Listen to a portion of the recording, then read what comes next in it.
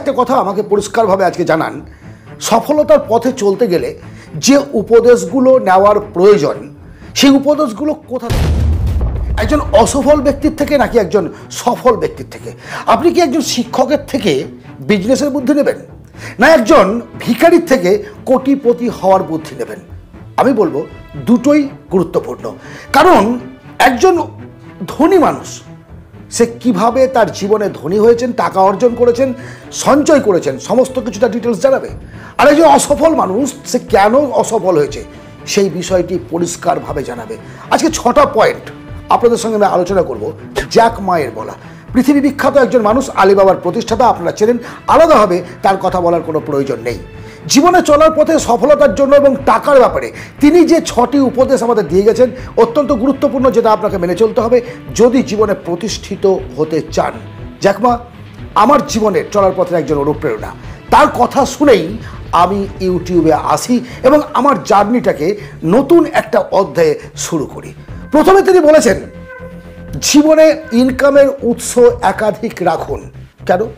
বর্তমান সময়ের পরিপ্রেক্ষিতে একটা ইনকামের ওপর একটা পরিবারকে সুন্দরভাবে ফাইন্যান্সিয়াল ফ্রি লাইফ জীবনযাপন করা অত্যন্ত কঠিন এবং দুষ্কর ব্যাপার।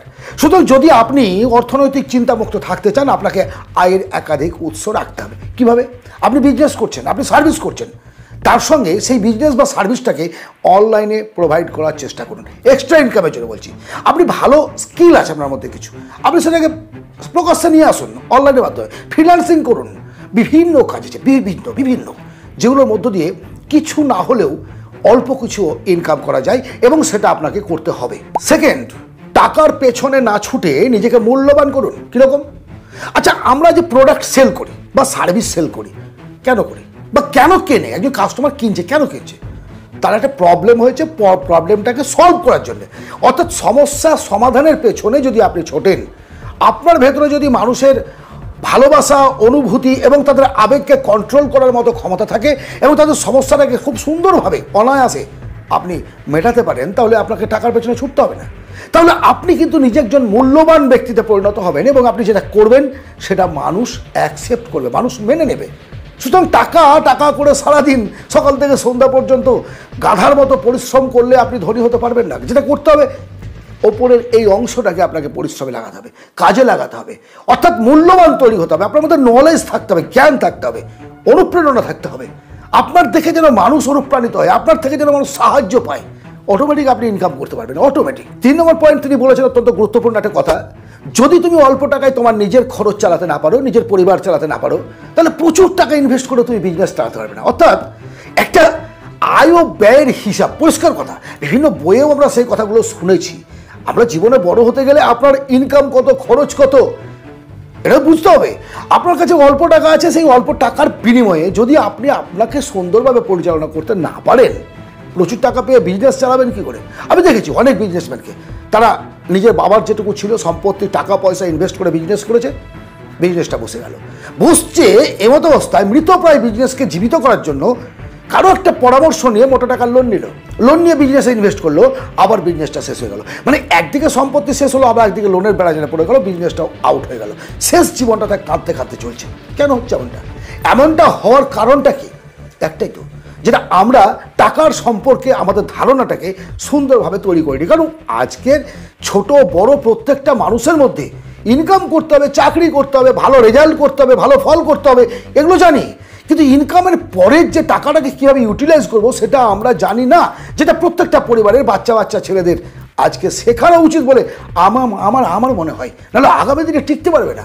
এত ট্র্যাপ, টাকাকে গ্রাস করে নেওয়ার, কেড়ে নেওয়ার এত রকমের জাতাকল তৈরি হয়েছে আমাদের এই ফাঁদগুলোর প্রকৃতির মধ্যে। তাতে কিন্তু খুব সাবধানে পা না ফেললে একেবারে পিছলে পড়ে যাবেন, লাইফটা শেষ হয়ে যাবে। সো আপনাকে টাকা ইউটিলাইজ করতে জানতে হবে, ইনকামের সঙ্গে খরচের সামঞ্জস্য রাখতে হবে, কোনটা প্রয়োজনীয় কোনটা অপ্রয়োজনীয় সমস্ত বিষয়টিকে আপনাকে খেয়াল করে এগিয়ে যেতে হবে। নেক্সট, টাকাকে বড় হওয়ার জন্য ব্যবহার করো, দেখানোর জন্য নয়, যেটা আমরা করি। সো আমার কাছে কিছু টাকা চলে এসছে, তো 5 লাখ 10 লাখ 20 লাখ যাই কিছু আসলো, সঙ্গে সঙ্গে সেটাকে আমি আমার টাকা আছে, আমাকে দেখাতে হবে। বাড়ির সামনে একটা গাড়ি রাখবো, ঝাঁচকচকে বাড়িটা পুরোনো বাড়ি ছিল রিপেয়ারিং করে সুন্দর করে একদম এগুলো করুন। এগুলো যদি আপনার প্রয়োজনীয়তা থাকে করুন, আমি বারণ করছি না, কিন্তু তার আগে টাকাটাকে বাড়াবার চেষ্টা করুন। অর্থাৎ সেটাকে আপনি বিজনেসে লাগান, ইনভেস্ট করুন, আপনি ল্যান্ড কিনুন, হাউজিংয়ে লাগান, যেটা আপনি জানেন, যেটা বোঝেন, বিভিন্নভাবে টাকাটাকে আপনি ব্যবহার করে টাকাকে আপনার জন্য পরিশ্রম করতে বাধ্য করুন। জীবনে বড় হতে পারবেন, বড় হতে পারবেন। আজকের যে ছোট ইনভেস্ট করে যে বিজনেস স্টার্ট আপটা আপনি তৈরি করলেন, একটু একটু করে বড় হবে, একটু একটু করে, এবং একটা সময় মহিরু বিশাল এক আকার ধারণ করবে আলিবাবার মতো। সারা পৃথিবী আপনাকে চিনবে। জানেন না, যারা আজকে সফল মানুষ, প্রত্যেকটা মানুষই কিন্তু অধিকাংশ মানুষ জিরো থেকে উঠে এসছেন। শুধু চাই জেদ আর সঠিকভাবে পথ চলা।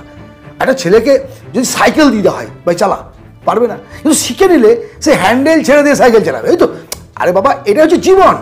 প্রথমে কষ্ট হলেও, প্রথমে অসুবিধা হলেও, পরবর্তী ক্ষেত্রে সেটা ইজি হবে, অত্যন্ত সহজভাবে এগিয়ে যেতে পারবেন। 6 নম্বর, সবচেয়ে গুরুত্বপূর্ণ এবং আমাকে হিলিয়ে দেওয়া যে পয়েন্ট, আমার খুব ভালো লেগেছে এই পয়েন্টটা, সত্যি কথা বলছি, খুব ভালো লেগেছে, এবং আমার বিশ্বাস আপনি আপনার জীবনে যদি এটা মেনে চলতে পারেন তাহলে অত্যন্ত অত্যন্ত লাভবান হবেন। তার কথা মতে 20 বছর বয়স পর্যন্ত হচ্ছে এডুকেশনের সময়। আপনি আপনার জীবনে যেটা হতে চান বা করতে চান সেই ব্যাপারে উপযুক্ত একটা শিক্ষার বয়স হচ্ছে 20 ইয়ার্স পর্যন্ত। 20 থেকে 30 বছর এই যে সময়টা কোনো এক বিশেষ ব্যক্তির আন্ডারে বা কোনো কোম্পানির আন্ডারে, ভালো দক্ষ একটা কোম্পানির আন্ডারে আপনি চাকরি করুন। কেন?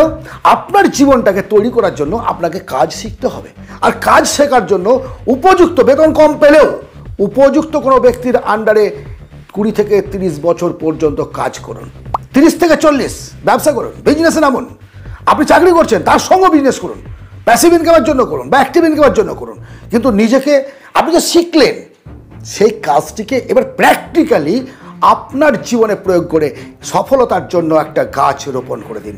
এগিয়ে চলুন সামনের দিকে।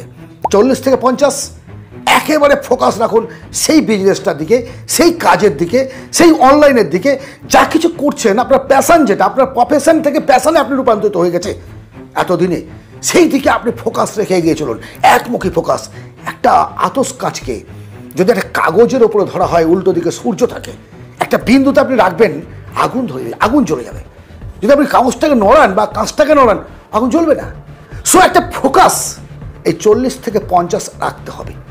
আর 50 থেকে 60 এই যে 10 ইয়ার্স আপনার অভিজ্ঞতা পরবর্তী প্রজন্মের কাছে শেয়ার করুন। আপনি সফল হয়েছেন, কেন সফল হলেন, কিভাবে হলেন? আপনি সফল হতে পারেননি, ব্যর্থ হয়েছেন, কেন ব্যর্থ হয়েছেন? আপনার অভিজ্ঞতার মূল্য কিন্তু তখন অনেক। নেক্সট জেনারেশন যা চাই, আর যা চাই না, এসব ভালো লাগে না ভিডিও, তাদের ওটা আলাদা, কিন্তু যা চাই কিছু জানতে, কিছু শিখতে, কিছু বুঝতে, তাদের জন্য আপনার এই পরিপক্ক অভিজ্ঞতা জীবনে কাজে লাগবেই। আর সেই উদ্দেশ্যেই আমি ইউটিউবে এসেছি আপনাদের সঙ্গে বসি। আমার প্যাশন অ্যান্ড প্রফেশন আলাদা, আমি একজন ফিজিশিয়ান, তারপরেও এই লাইনে এসেছি কারণ আমার জীবনের কিছু ব্যর্থতা, আমার জীবনের কিছু সফলতা, অর্থনৈতিক ব্যাপারে, বিজনেসের ব্যাপারে, কারণ আমি একটা বিজনেসই তো, মানুষের সঙ্গে রিলেশন তৈরি করে এত মানুষের সঙ্গে মিশেছি, তাদের অভিজ্ঞতাগুলো আপনাদের সঙ্গে আমি শেয়ার করে নেই। আজকের এই আলোচনা অত্যন্ত মূল্যবান একটা আলোচনা। যদি আপনার ভালো লেগে থাকে অবশ্যই ভিডিওটাকে সেভ করে রেখে বারবার শুনুন। জ্যাক মায়ের বলা এই 6টি উপদেশ জীবনে মেনে চলুন। আমি বলছি জীবনে পরিবর্তন আসতে আসবে, আপনি চেষ্টা করে মেনে চলতে হবে। চেষ্টা করলে আপনি এগিয়ে যেতে পারবেন। যদি ভালো লাগে অবশ্যই একটা লাইক করবেন, সাবস্ক্রাইব করবেন, শেয়ার করবেন বন্ধু বান্ধবদের মধ্যে, সঙ্গে থাকবেন। আপনাদের একটা লাইক, আপনাদের একটা শেয়ার আমার জীবনে অনুপ্রেরণা। ভালো থাকবেন, কথা হবে অন্য ভিডিওতে। ধন্যবাদ।